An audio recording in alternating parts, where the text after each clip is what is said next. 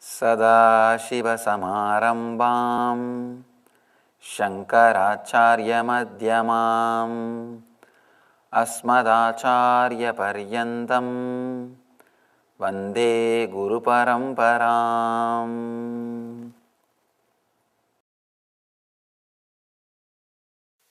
Whenever I remember a word spontaneous, I have a beautiful story. At least I think I would have told this story 100 times, but I never miss a chance to tell this story because it is such a beautiful story. How the person who is not cultured through education or so-called civilization, how they have sharp spontaneity. You can always see person who has not gone through the so-called culture or so-called civilization, so-called education, so-called trainings, he will be more spontaneous and alive. He can handle things in a much more straight way. Because all social training is nothing but training to prepare yourself before entering into the situation. Forget about fights. Even when you go to meet your friend in the car itself, you will be preparing all the dialogues. All the dialogue. You can't even meet your friend spontaneously. Even if you go to meet your friend, you are not dependent on your spontaneity. You do not trust your spontaneity. You do not trust your weightlessness. You are preparing the file. You are preparing the file. What should I tell? It's because you have to impress him or impress her. The game of impressing is going on. Even with your friend, you cannot relax. That is why actually dialogue never happens. I can say at least after the age of 6 or 7, dialogue never happens in your life. You listen to the other person so that now you can start shouting. Actually, you listen to the other person, you are not even listening, you are preparing your argument in that gap time. So by that time, you start putting all your things and he starts preparing his argument. The listening never happens. Listening never happens. Just each one is preparing and doing only the catharsis. Actually, psychoanalysts are paid just to listen. You don't have anybody to listen in the modern day. What will you do? There is nobody to listen. If you start talking to your wife, she says, keep your problems with you, I have enough. If you start talking to your husband, he says, enough, relax, I have enough. And he starts telling his stories. Actually, man has become never so poor in the whole civilization like 21st century. In 21st century, he doesn't have even people to listen to him. Forget about healing him. He doesn't have people even to listen to him. Over. He is completely out. I don't know what is in store or what is next. I think nothing more can happen. Nothing more can happen. One thing we can all be sure, nothing worse can happen now. Everything has been done. Nothing more can be done. Nothing more needs to be done also. Nothing more needs to be done. Anyhow, Shiva says, by your very nature, you are weightless, spontaneous. If you are feeling one important technique, if you want to find out whether you are egoistic or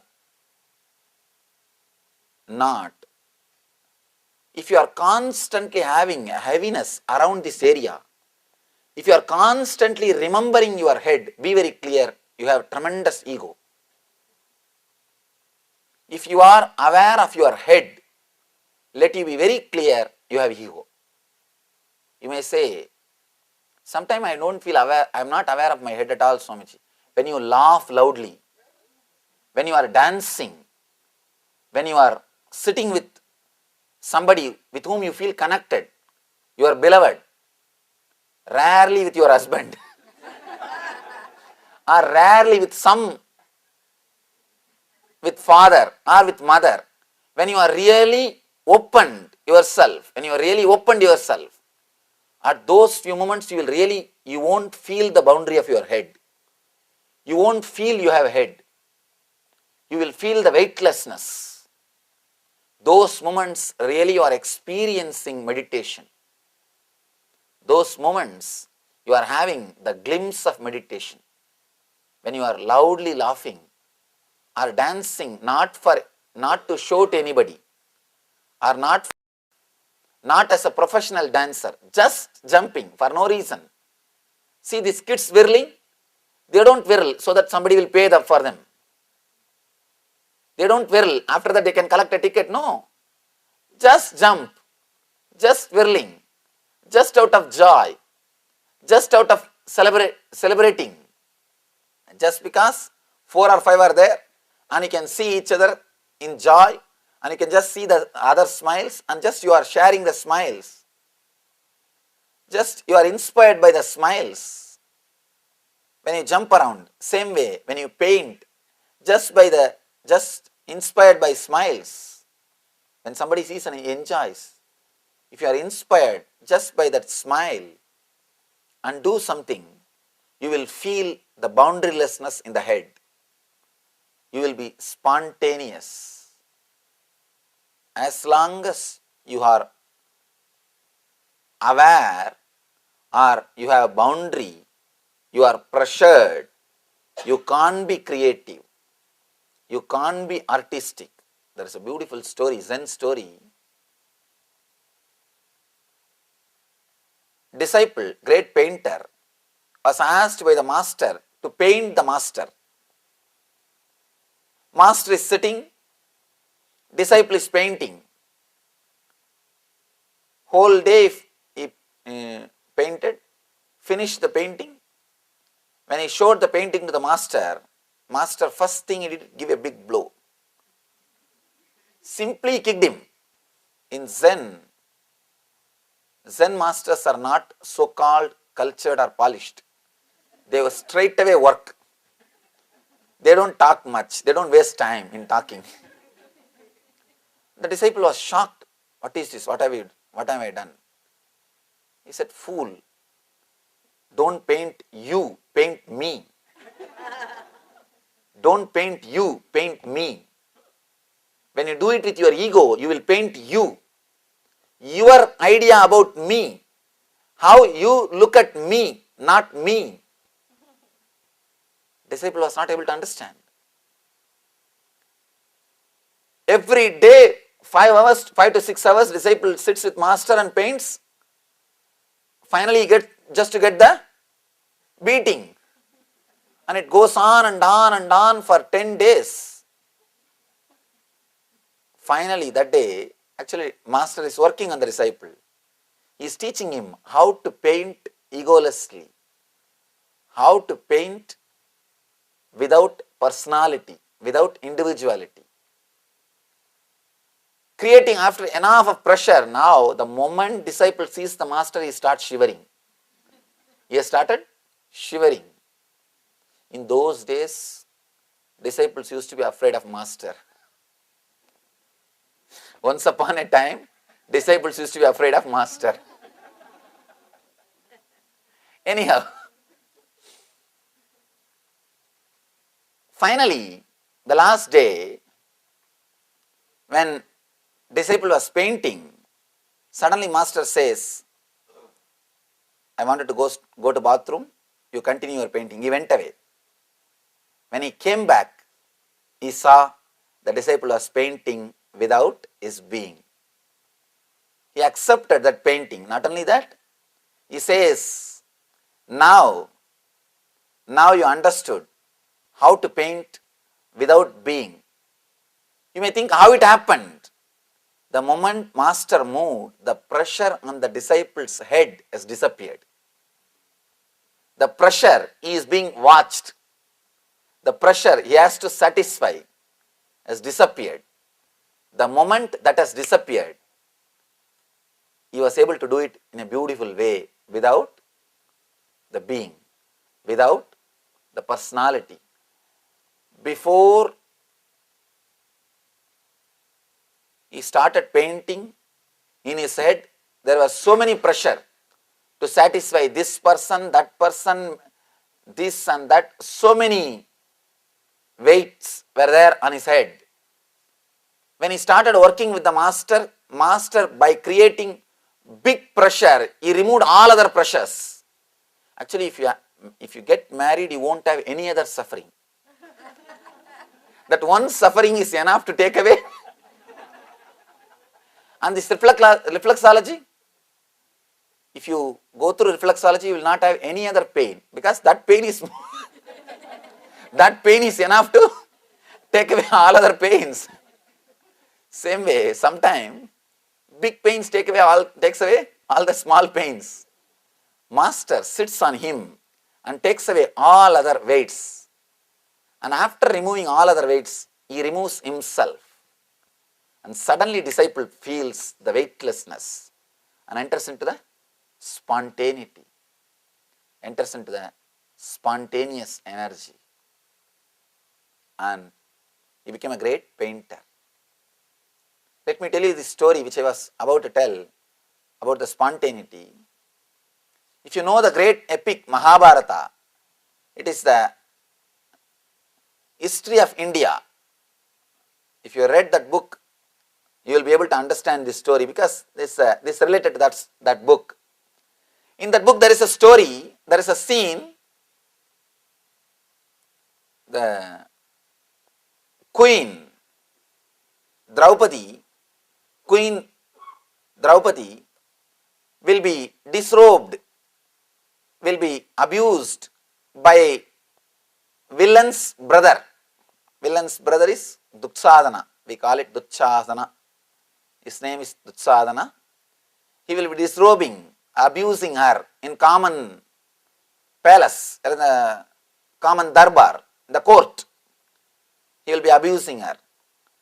She is a great devotee of Krishna. Krishna is incarnation of God. When she calls Krishna, when she was being abused, she calls Krishna, immediately Krishna appears and protects her, supplies cloth, abundant clothes. And this Dushasana, the villain, was not able to remove all the clothes. He is completely tired, he drops dead. This is the story.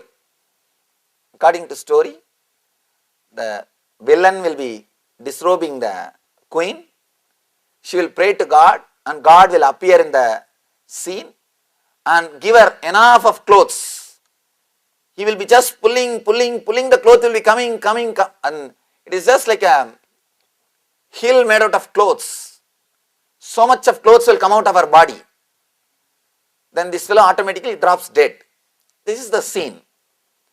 In India, the beauty is every village will have the recitation of Mahabharata. Means reciting this story is a ritual done in every village. At least once a year, they will do this ritualistic recitation of this story. And no mic or anything, just they will get into the stage and start singing or shouting. It will be really fun to watch the whole thing. And usually the kids and the old ladies who don't have any other work, they will come and sit there. And they will chew the tobacco leaf and spit on somebody and spit the juice on somebody. You will have a little prasad and tirtha. And all these kids will do 1, 2, 3, everything there itself. Nothing can be done. And it will all be there. You will be sitting amidst of all these things and enjoying the drama. And it's like a village gathers together. And not only Mahabharata, all the village stories also will be told there. Each one will be talking to others about what happened to her and what happened to him, who ran away with whom, who is living with whom, and who is doing what. The whole story they will share there only. It's like a common place, get together, where they will sit and speak all these things. And traditionally, women are not allowed to participate, women are not allowed to act in the drama. Female role also will be played by male only. Male only will play the female role also. Now you have to understand the whole scene, only then you can enjoy the spontaneity. Only then you can enjoy the spontaneity or the whole thing, how things happen. And there will not be much instruments or materials. If there will be only one stick with a big tin attached to it. If Saraswati holds that stick like that, you have to think it is a veena. If Hanuman holds like that, you have to think it is a Gadayuda. The same stick will become veena and Gadayuda. You can't do anything about it. And the same stick will be used for everything. Gadayuda means weapon, veena means musical instrument. For both, they will bring the same stick only. That will only be used for all the purposes. It's like a multi-purpose. And sometimes same actor will come playing 2-3 roles, and he will just change only one cloth, one shawl, and he will come back and tell the story. Anyhow, that day part is that Draupadi, means the queen, is supposed to come with a 7 sari tied on one on the other, so that the Duchadana will pull the saris. By the time it comes to 6th sari, the queen has to shout Krishna, Krishna. The Krishna will jump from behind the stage, and he will jump into the stage and say, "Oh, my dear devotee, I have come to protect you. You are protected." Immediately the villain has to act as if he is tired, and he will drop dead. This is the story. By mistake, the villain forgot the count that day. Instead of pulling only the 6th sari, till the 6th sari, he started pulling the 7th sari also. The queen is wearing 7 saris. The villain is supposed to stop at the 6th sari. Until 6th sari, the queen will not call Krishna. She will be telling something Madhava, Madhusudana, Keshava, some other names. Only when it comes to the 6th sari, only when the villain is little tired or acts as if he is tired, she will call Krishna. Then Krishna will jump from the stage, from behind the stage. He is standing behind, smoking beedi actually. I am telling you the whole scene, what is going on there. And Krishna is standing with his mukuta and flute in one hand. Flute means the same stick. And he is just enjoying the smoking the beedi. Beedi means the village cigarette. And he is enjoying the beedi, waiting for call. And this villain forgot the number count. And he is pulling the 7th sari also. And suddenly Draupadi realized the 7th sari is being pulled. And because the 7th sari is being pulled, instead of calling Krishna, straight away she started kicking Duchadana. She started kicking the villain. Hey, leave me, hey, leave me. According to we were all surprised. What is going on? Usually the fight is not supposed to happen. How can queen fighting with villain? It doesn't. She is supposed to call Krishna, Krishna. Instead of that, she is straight away attacking the villain. And the fight has started. And this villain guy also did not understand what is going on, or he is doing some mistake. Somehow, finally, in that whole mess, he pulled the 7th sari. Now, she is standing with a trouser on the stage, in a public stage, above the hip, female decoration, female makeup, with all the female dress and female jewelries, hair and the flower, everything is female. With all the traditional turmeric powder and decoration. And below with a trouser he is standing on the main stage. Behind that, Krishna is looking through the screen, still why I am not called, with a beedi. with the BD is standing and looking through the screen. Why still I am not called? What is going on there? What is going on? And the whole villagers are laughing because the whole thing is now messed up. She is supposed to be women. Actually, male only act the role of female also. Now he is standing half male and half female. And Duryodhana suddenly realized the mistake. Suddenly he realized the mistake. Seventh saree has been pulled. Now he has to drop dead. He can't drop dead also unless Krishna comes. Unless Krishna comes, he can't drop dead. Now the whole scene is confusion. Now what to do? But the spontaneity of this Draupadi, suddenly she said, Krishna, just because you cannot come, you made me into male, you converted me into male and saved my shame. Saved my prestige. Oh Krishna, you are so powerful. Just because you could not appear on the stage in proper time, you are busy with your BD. You made me male and saved my prestige. You see, the statement itself is not a big thing, but spontaneity. In that situation, if you get angry, you can't do anything. If you are taken away by shame, you can't do anything. You can't do anything. You can't do patch up. All you need is spontaneity. If you understand how these dramas are done in India, you will be able to enjoy. You will be able to, if you can remember the scenes, you will be able to enjoy. The whole thing, just by single statement, she has made the whole thing straight. And the whole villagers now started laughing at her statement. They forgot that there is some serious mistake done in the drama. The idea that there is something wrong happened in the drama has disappeared from everybody's mind. Now everybody is involved with only that fun. The whole atmosphere has changed just by one statement. This can happen only when you are spontaneous, not when you carry identity. When you carry identity or personality, you will only be fighting or trying to pick up that saree and tie yourself. And how will you cover? Because everything is open now. After that, what will you cover? And nothing can be done. Behind the Krishna is standing with the BD and slowly looking through that screen. And that smoke is also coming through that screen. Smoke is also coming through that screen. Only through spontaneity, this kind of situations can be handled. In life also, you can't live your life completely with your prepared dialogues. With your prepared dialogues. You can't live your whole life with your dialogues. Do not write the story before things happen. You always write your story before that itself and try to enact the story. If you don't write your story before entering into the situation, you always write the story. You will always write. You are ready with arguments.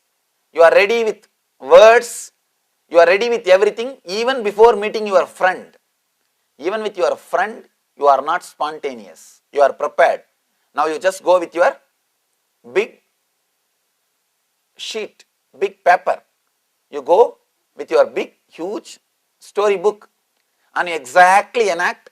If one statement, if something goes wrong, the whole story is mess. You go with a prepared story. I tell you, if you live without prepared story, your life will become history. People who created history lived without story. Either you live with your stories and just reproduce the same stories, live and die, or you live spontaneously. When you don't write your story, others will write your story. It will become history. If you yourself constantly write your stories and enact according to that, you will be just a normal human being. You will be just normal human being. Somebody asked me, Swamiji, you are so young, already your biographies are published. More than 12 different languages. Now you have my biography. They asked me, how? This is what I told them. I never wrote my story before living. I just lived. When you just live, you do things which can never be done with a written history, with written stories.